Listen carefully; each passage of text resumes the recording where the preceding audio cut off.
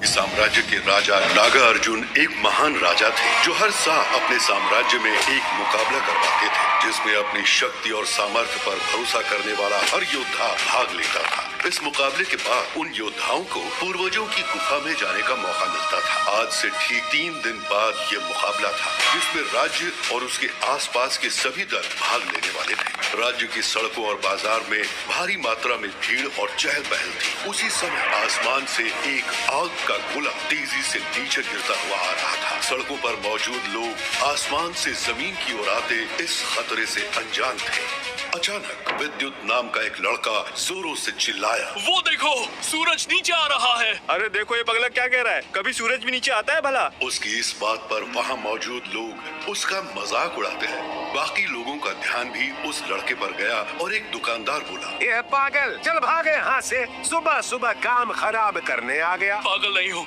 मैं सच कह रहा हूँ। ऊपर देखो, तुम्हें भी यकीन हो जाएगा। विद्युत की इस बात पर वहाँ खड़े लोग हंसने लगे। मूर्ख है सब, चलो मुझे क्या। लेकिन फिर उसने आसमान की तरफ दोबारा देखा और खुद से कहा, लेकिन अगर अभी कुछ नहीं किया तो ये सभी लोग मारे जाएंगे। ये ख्याल आते ही वो तेजी से मीनार की ओर दौड़ा। मीनार एक घंटाघर की तरह थी जिसमें बने हुए विशाल अग्निकुंड में खतरे का आभास होते ही आग जलाकर राज परिवार और ताकतवर वीरों को सूचना दी जाती थी ताकि वे खतरे का सामना कर सकें। विद्युत तेजी से मीनार की ओर दौड़ा पर अचानक उसके कदम रुक गए। विद्युत ने अपने मन में कहा, अगर मैंने इन सैनिकों को बताया तो ये लोग भी मेरा मजाक उड़ाएंगे जैसे बाजार में उड़ाया था। मुझे इनसे बचकर मीनार के अग्निकुंड तक पहुंचना होगा।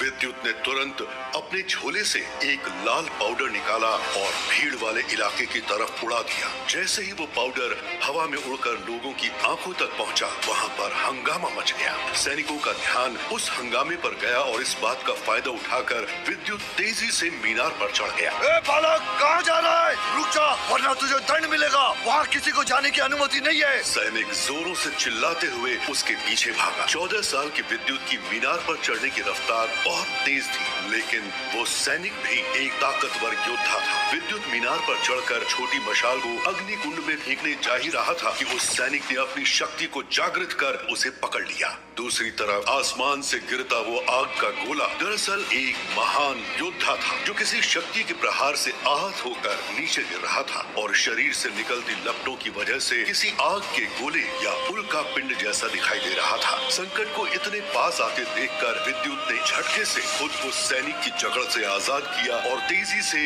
मशाल को मीनार के अग्नि कुंड में फेंक दिया। अगले ही पल बड़ी मशाल जलने लगी। उस मशाल के जलते ही राज्य के चारों कोनों की मशालें भी एक एक करके जलने लगी।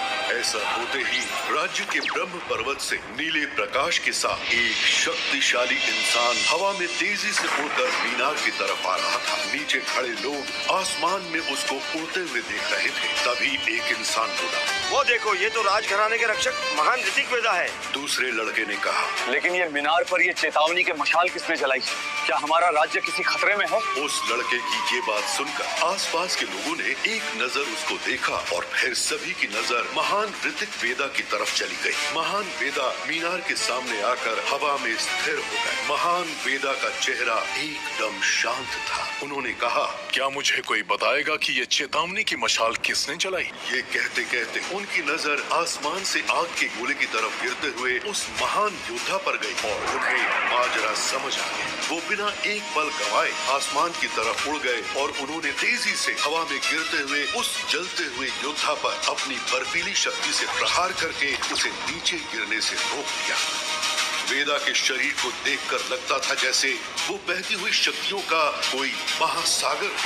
ऋतिक वेदा एक जल मूल शक्ति के योद्धा थे। उनका स्तर एक एलिमेंट गॉड का था। उनकी इन्हीं लाजवाब शक्तियों के कारण उन्हें वाटर एलिमेंटल गॉड भी कहा जाता था। एक वक्त था जब महान वेदा सबसे शक्तिशाली सुपर 7 वॉरियर्स दल का हिस्सा थे। समय बीतने के साथ ही सुपर 7 वॉरियर्स दल के योद्धा अलग अलग हो गए, जिनमें से कुछ योद्धा रहस्यमयी तरीके से गायब हो गए और कुछ ने लीडर और रक्षक की उपाधि लेनी थी। जैसे ही इंद्रपुरी साम्राज्य के रक्षक महान ऋतिक वेदा ने उस अग्नि शक्तियों से घिरे योद्धा को बचाया, वैसे ही उस योद्धा की शक्ति को महसूस कर वो समझ गए कि वो कौन था? ऋतिक वेदा ने उस योद्धा को देखा और गंभीर होकर बोले, तुम क्या कभी एक जगह आराम से नहीं रह सकते? नीचे जमीन पर खड़े लोग ऋतिक वेदा और उस योद्धा को हैरानी से देख रहे थे। तभी भीड़ में खड़े एक लड़के ने साथ खड़े अपने मित्र से कहा, देखना वेदा इसको अच्छा सबक सिखाएंगे। मुझे ऐसा नहीं लगता। अगर ऐसा होता तो अब तक एक खतरनाक लड़ाई शुरू हो जाती मेरे दोस्त, क्योंकि मुझे वो बूढ़ा आदमी उसके कपड़े और उसके शरीर से निकलने वाली शक्तियों से कोई मामूली आदमी नहीं लग रहा। वरना वो इतनी ऊंचाई पर क्या कर रहा था बताओ। दूसरी तरफ विद्युत मीनार के अग्निकुंड में आग जलाने के बाद सैनिक की पकड़ से निकल भागा और मीनार के नीचे आकर भीड़ में छुप गया। विद्युत ने ये सब इतनी तेज रफ्तार से किया कि जब तक उस सैनिक का ध्यान उसकी ओर जाता, उसकी नजरों के सामने बस सैकड़ों लोगों की भीड़ थी। उस सैनिक ने जब उस लड़के को चालाकी से अपने हाथों से निकलकर गायब होते देखा तो उसका गुस्सा चरम सीमा पर पहुंच गया। ये लड़का तो बहुत तेज निकला। अगली बार मीनार के आसपास भी दिखा तो मैं इसके हाथ काट दूंगा। इतना कहकर सैनिक गुस्से में भड़कता हुआ वहां से चला गया। उधर आसमान में ऋतिक वेदा और वो वृद्ध योद्धा बात कर ही रहे थे कि तभी एक तेज और ताकतवर शक्ति उनके पास आकर रुकी। ये एक खूबसूरत पंखों वाली लड़की थी जिसे अचानक वहां देखकर ऋतिक वेदा और वृद्ध योद्धा का ध्यान उस ओर चला गया। उस लड़की को देखकर वृद्ध योद्धा ने शातिर मुस्कुराहट के साथ कहा, ये लो, आ गई मुसीबत। मैं इसी से बचकर भाग रहा था। ना जाने इस खूबसूरत लड़की को मुझ बूढ़े आदमी से इतना लगाव क्यों है। अचानक वहां एक तेज रोशनी आकर रुकी और सभी की नजरों के सामने एक सिल्वर रंग का टाइगर आया जो शरीर से निकलती बिजली की तरंगों से बने पंखों के साथ हवा में उड़ रहा था। वो टाइगर नाराजगी से बोला, दुदुसी। उस टाइगर को देखकर खूबसूरत पंखों वाली लड़की के चेहरे पर मुस्कुराहट और आंखों में नाराजगी उभर आई। वो शक्ति के 8वें स्तर पर थी, इसलिए उसकी बेल्ट पर 8 शक्तियों के 8 सितारे लगे थे। अगले ही पल वो लड़की अपनी मस्त अदाओं के साथ अपने सामने मौजूद तीनों ताकतवर शक्तियों के बिल्कुल सामने आ गई। नीचे मौजूद सभी लोग उसे मुग्ध नजरों से निहारने लगे। उसने लाल रंग के बहुत ही आकर्षक कपड़े पहन रखे थे जिससे उसकी सुंदरता में 4 चांद लग गए थे। मदहोश निगाहें और खूबसूरत अदाओं के साथ वो लड़की हवा में अपने पंखों को धीरे धीरे लहरा रही थी। इस लड़की का नाम था दुदुसी।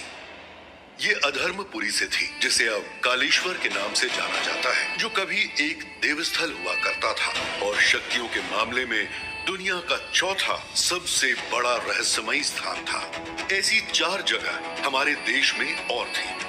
कालेश्वर राज्य के लीडर की छोटी बहन थी दुदुसी। जब दुदुसी ने देखा कि नीचे खड़े मामूली लोग उसे पूरी तरह घूर रहे हैं तो उसे क्रोध आ गया और उसने अपने 8 चक्रों को जागृत कर लिया, जिससे उसकी ऊर्जा इतनी बढ़ गई कि नीचे खड़े लोगों और सैनिकों की आंखों में जलन होने लगी। मजबूरन उन्हें अपनी आंखें बंद करनी पड़ी, लेकिन भीड़ में मौजूद 2 आंखें अब भी उस लड़की को निहार रही थी। ये आंखें 14 साल के विद्युत की थी, जिसकी शक्तियां भी अभी जागृत नहीं हुई थी। न जाने वो ये कैसे कर रहा था। आसमान में लीडर ऋतिक वेदा ने अपने सामने खड़ी दुदुसी को देखकर कहा, दुदुसी, अपनी शक्तियों को काबू में रखो, वरना क्या 2 मर्द और एक दिव्य रैंक का टाइगर मिलकर एक लड़की पर हमला करोगे? शर्म नहीं आती तुम सबको? अगर तुम चाहते हो कि मैं यहाँ से चली जाऊँ तो इस बूढ़े से कह दो कि मुझे वो अग्नि शक्ति ग्रंथ दे दे।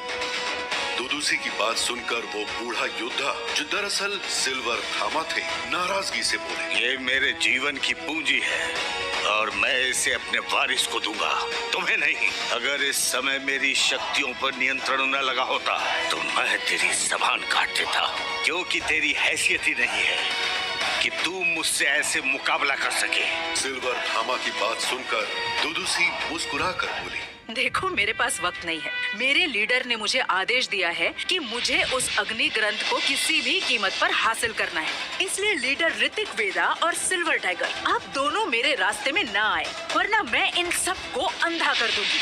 दुदुसी ने अपनी शक्तियों को बढ़ाया, जिससे नीचे खड़े सैकड़ों लोग दर्द से कराहने लगे। ये देख वेदा ने अपने हाथ को हवा में लहराया और वो ग्रंथ उनके हाथ में आ गया। उन्होंने मुस्कुराते हुए वो ग्रंथ दुदुसी को दिखाया और जमीन की तरफ दूर फेंकते हुए कहा, अच्छा, अब तुम इनाम लोगों को निशाना बना रही हो, तो जाओ इन्हीं लोगों के बीच से वो ग्रंथ ढूंढ कर ले लो, जाओ। जब दुदुसी ने ग्रंथ को नीचे गिरते देखा तो उसे मजबूरन लोगों को अपनी शक्तियों के असर से आजाद करना पड़ा और खुद उस ग्रंथ की ओर लपकी।